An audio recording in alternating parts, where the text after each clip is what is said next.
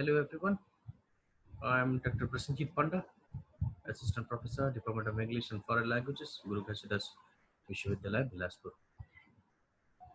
I'm here to do to the language of paradox by Kenneth Brooks. Let me come to that point.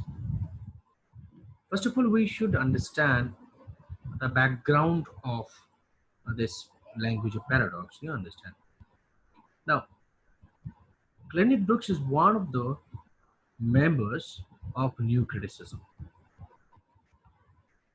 Now, I guess that you have that background of new criticism, what it is. Now, let me give you kind of a brief introduction to the new criticism. What do you mean by new criticism? A criticism which is very much new, that is, it's written, but in a new critical doctrine or the new critics, they actually they emphasize the close reading. They emphasize the uh, that there should not be any background taken into consideration for reading a text or to understanding a text or to analyzing a text to analyze the text. You should not go beyond the text. You should be concentrating on the text. If you go for the other criticism, impressionistic criticism, they actually go for the author's intention. But the new criticism is something like that when you are emphasizing the text only. You understand? You will be not be going outside the text when you are going to understand. When you are going to understand that any meaning of a text. So the meaning of a text they try to understand by analyzing or through analyzing the text, the language. So this is what the new criticism is. Now, what they cuts out, they actually deleted the name of the author. They actually deleted that the biographical details of the author. They actually deleted that socio-political history related to the text. They were only emphasizing the text only, and how the language is actually is giving meaning to the text. So therefore, this theory or this analyzing the process of analysis of a text is called a close reading. Now, Kenneth Brooks is saying the paradox is the language appropriate and inevitable to the poetry. Now, let me give you another thing. What do you mean by paradox? Paradox is another device, the literary device, when you can find that the contradiction happens. Two heterogeneous elements are juxtaposed to give a new meaning. As for example, I'm just giving a kind of a very funny example. The example is, look, there is a sentence. The sentence is the paradoxical sentence that someone came to my room. Someone came to my room, and I was very happy. And suddenly, I found my pen missing. Now, this is the sentence. Someone came to my room. I was very happy, and suddenly I found my pen missing. What do you mean by it? Apparently, it shows that nothing happened. Somebody said came to my room, and I was very happy, and suddenly I found my pen missing. But the paradoxical meaning is that the inherent meaning of this language of this sentence is that someone is a thief, actually stolen my pen. But I'm not telling it in a direct way. I'm not telling it directly. Rather, how I'm telling it? I'm telling it in a roundabout way. It's something like you are touching your nose by in a roundabout way, and you are touching it. So you are not telling it directly, rather you are telling it indirectly. So that actually the language actually plays a vital role for understanding a text, especially in poetry. This paradox is inevitable. This paradox is very important, very significant to understand the text. Now, the language has got a kind of a two kind of a meaning. How the paradox is become, how the paradox is there, how the paradox actually happened to be, how the paradox is created. Now, by this through language, obviously. Now, language has got two kind of a meaning. One is denotative, and another is connotative.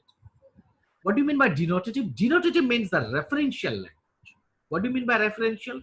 The literal meaning. What do you mean by the literal meaning? The dictionary meaning, as it is, surface level of the meaning. When you go for connotative meaning, it's a suggestive meaning. It's a suggestive meaning. That does mean that it is totally different from the surface level of meaning. It is totally different from the denotative meaning. So one is literal meaning, another is suggestive meaning. Now, how do the define paradox? Paradox is a literary device consisting of the anomalous juxtaposition in congruous ideas for the sake of striking exposition or expected insight. It functions as a method of literary composition and analysis, which involves examining apparently contradictory statements and drawing conclusions either to reconcile them or to explain their presence. Clement Brooks, an active member of New Critical Movement, outlines the use of reading poems through paradox as a method of critical interpretation. Now, these are only the textual analysis, the textual meaning. What I told you right now, before that slide, what it is, that paradox can be created by juxtaposing two or more contradictory ideas into one. And then you can get a new meaning. That's a paradox. He came to my room, I was very happy, and I found my pen missing. There was nothing it, but there is nothing suggested in the literal form. But when you go beyond the text, you can find that I'm calling the person is a thief. That's a paradox. Child is the father of man. It's a paradox. How can the child be the father of man? So the two contradictory ideas are juxtaposed to create a good new meaning. As for example, go for John Donne's poem. Go and catch a falling star. It's a paradox. Can you go and catch a meteor which is coming through the sky? Can you catch that? No. Go and catch a falling star. Get with child a mandrake root. You cannot uproot a mandrake root. It's so heavy. It's so venomous. It's so it's a tough one, because if you go there, you will die. Is it okay? You cannot do that. It's an impossible task. So these are the heterogeneous elements are mixed together. And John Donne, or the metaphysical school of poetry, they are the master of this paradox. So paradox is what? When you are juxtaposing matlab mixing up. When you are mixing the two heterogeneous means opposite, contradictory elements together to create a great meaning, to create a new meaning. Hope you understand that. Now, I come back to, again, the two uses of language, and I told you there is a denotative meaning and there is a connotative. What do you mean by denotative? Denotative means the referential language or the scientific language. What do you mean by that? Referential means the literal meaning. Scientific means literal meaning. Look this, science, when you go for the scientific language, you can go for 1 + 1 = 2 because it's a logic and the reason. But when you go for poetic language, that is called the suggestive language. That is called the connotative language. You can find that 1 + 1 = 100. It may be. It's a poetic language. Poetic language suggests. Poetic language never refers. Poetic language suggests. It gives a newer meaning, which you cannot find in the referential language, the scientific language. Now, Brooks stresses that the poetic language is inherently different from the scientific language, as I told you, because the poet constructs his language as he goes and defines his own rules. The poet then has control over the language and must take an active role in the shaping of what the literature means. The poet then is not limited to the denotation of words, but instead reveal the possible connotation of words. The individual poet is given a great deal of power, then the process of knowledge making, and the reader is isolated from the production of meaning. So what the Clement Brooks is saying, that in a poetry, the poet should use the paradoxical language, the suggestive language, the poetic language, to create or to give a newer meaning. Is it okay? So it's not the surface level of meaning. It is not the referential language. It is not the literal language. It is not the dictionary meaning, which is important for a poem. What is more important? The suggestiveness, the suggestive language, the connotative language, the connotative meaning. That is much more important for understanding a text. Every poet, I'm telling you, every poet, each and every poet, consciously or unconsciously, they use this paradoxical language. It's a literary device. You understand? It's not a prosaic. Prose, the language of prose is not at all a suggestive one. It can be the language of, it's a language, the referential language. Uh, uh, but in a very much scientific cause. In a literature, no literature can be written with the scientific language. Again, I'm telling you, every language is a metaphorical language. So this poetic language is also metaphorical language. And when there is a metaphor, there will be different kind of a meaning. So when there is a paradox, there is a different kind of meaning. Now, Wordsworth, Clinton Brooks has taken the Wordsworth poem. I'm telling you why. Wordsworth actually is called as an impressionistic, the critic. That does mean Wordsworth is very much subjective. Wordsworth very much, it is said that he didn't use the paradox. It's very much easier language he has used, the folk language, the rustic language he has used. So he hasn't used the paradox. Brooks is saying that even in Wordsworth you can find the paradox. How? Look this poetry. You have to read this poetry when you'll be preparing any answer for that. I'm reading it. It's a beauteous evening, calm and free. The holy time is quiet as none. Breathless with adoration, the broad sun is sinking down in its tranquility. The gentleness of heavens broods over the sea. Listen, the mighty being is awake, and doth, with his eternal motion, make a sound like thunder everlastingly. Dear child, dear girl, what walkest with me here? If thou appear untouched by solemn thought, thy nature is not therefore less divine. Thou liest in Abraham's bosom all the year. The worshippest at the temple's inner shrine, God being with thee when we know it not. What's the meaning in it? Look this, he begins by outlining the initial surface conflict, which is what? The speaker is full with the worship. The first half of this stanza, you can find the speaker is much more, you can call it that he is much more, very much curious, very much up to or into, worshipping the nature. It's much more holy, it's very much spiritualistic, rather than in comparison to the girl which he was accompanying. What's the paradox in it? The poet at the end of the poem, you can find the girl is much more worshipping, or the full of worship than the speaker, precisely because she is always consumed with the sympathy for nature and not as is the speaker. So in the first half, you can find the poet is much more full of worship or having a sympathy with the nature. The girl is not. But the end of the poem, you can find the girl is much more, in comparison to the poet, the girl is much more worshipping, much more having the sympathy with the nature. So this is what the paradox. Apparently, it seems that the girl is very much, indifferent to the nature. It's a poet is very much up to the nature. His poet is very much close to the nature, but not the girl. But when you go for this, the poem, you can find, look this again, I'm coming back to that one. When you coming there in the poem, you can find, thou liest in the Abraham's bosom all the year, and worshipest at the temple's inner shrine, God being with thee when we know it not. That you are with the God by sympathizing with the nature, which we do not know. Is it okay? So the girl is already with the nature. The girl is already with the love with the nature, which the poet actually doesn't know, or we do not realize.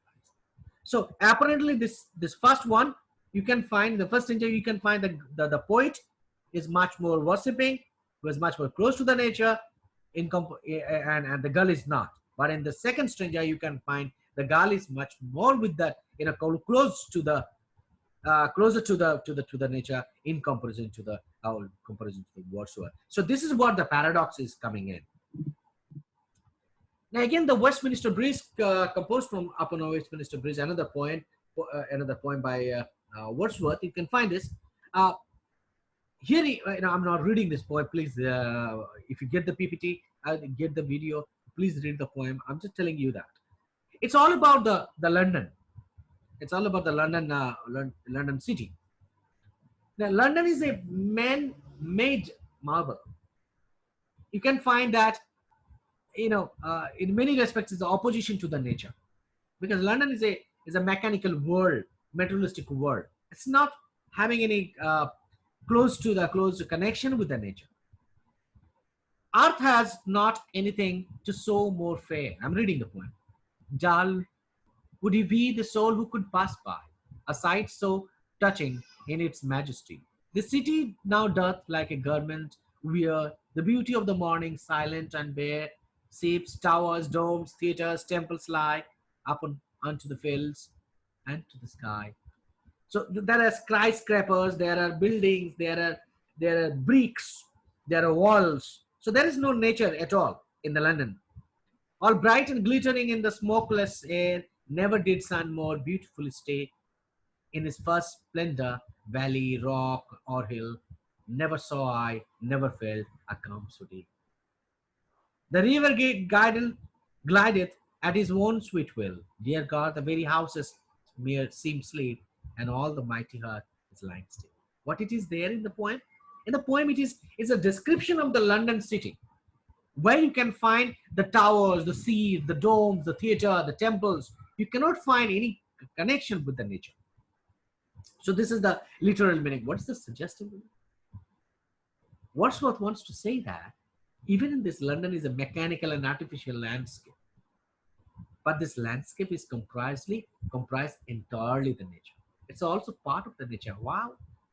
Because man is actually, London is created by man, and the man is a part of nature. So London is thus too a part of nature. Look at this, the paradox. The London is a creation by man. Man is a creation created by the nature. So the London is also kind of a part of the nature. So it's not far away from the nature. It's itself is a nature. This is the paradox. It is a reason that gives the speaker the opportunity to remark upon the beauty of London as he would a natural phenomena, and Brooks points out can call the houses sleeping rather than dead, because they too are verified the natural spark of life granted to them by the men that built. He was saying that dead means what? They do not have any life. But this, Wordsworth is saying that the houses are sleeping. That has been who are sleeping? Those men who are those objects who has got lives. Those people actually sleep. So he actually says that the London,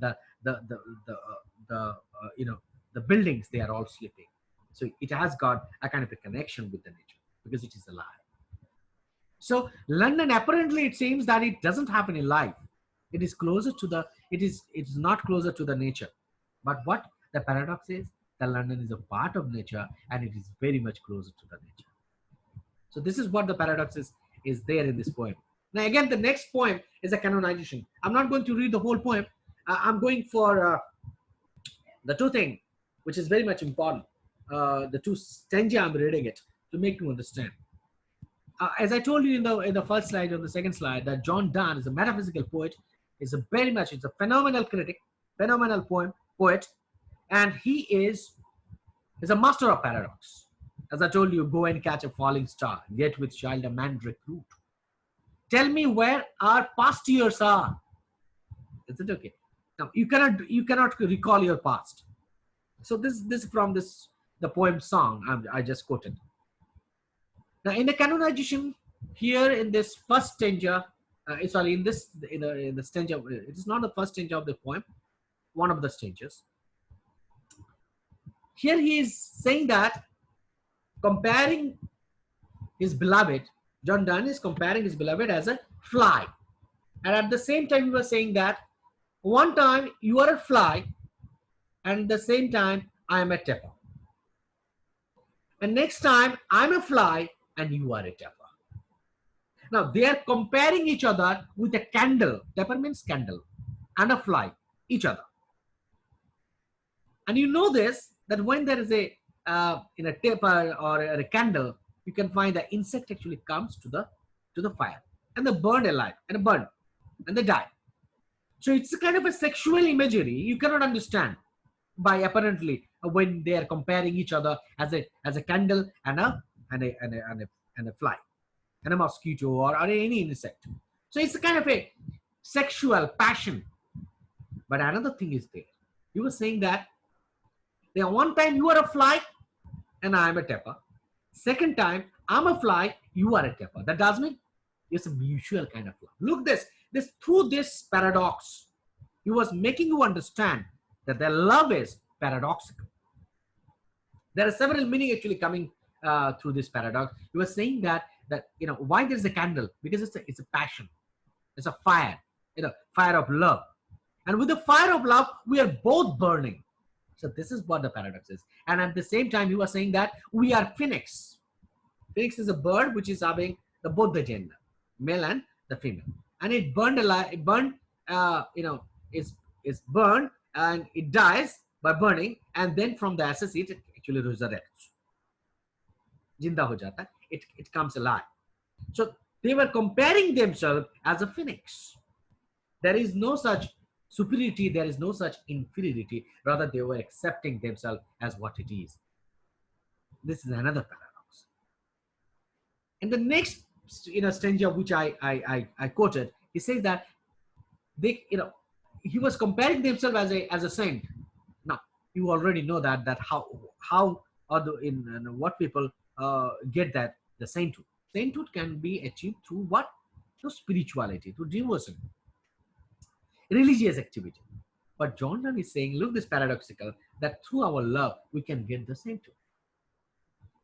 And we do not have any tombstone as the saints actually have, like Mother Teresa has got.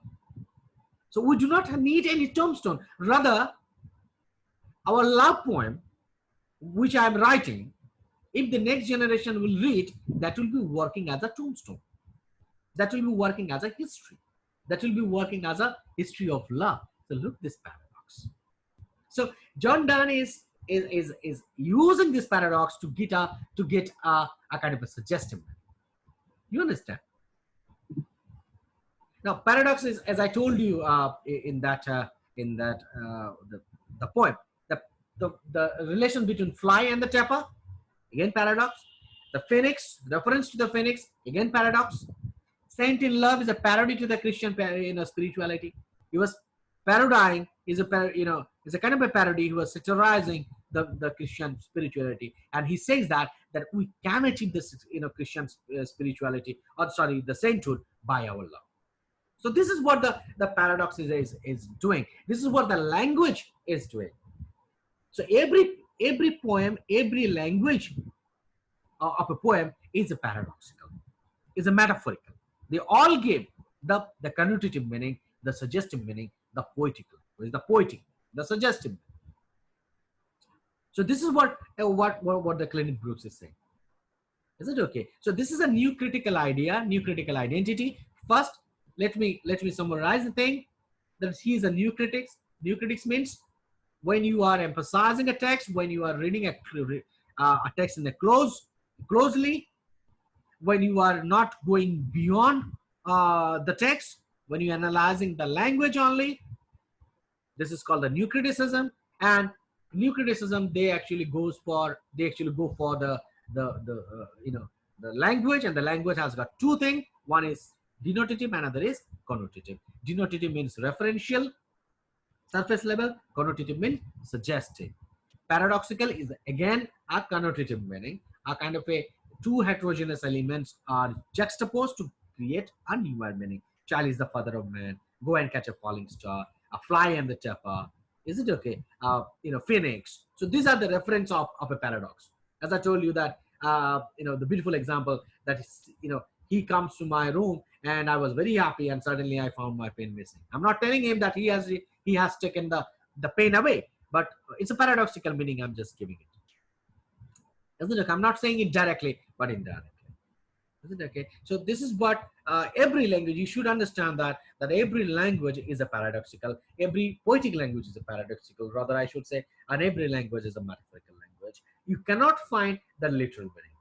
You will be mistaken if you try to understand a poetry by the surface level of meaning, by a literal, literal meaning. You'll be having a kind of a problem. Thank you very much for kind listening, and hope this video will help you to understand the language as a paradox. Thank you.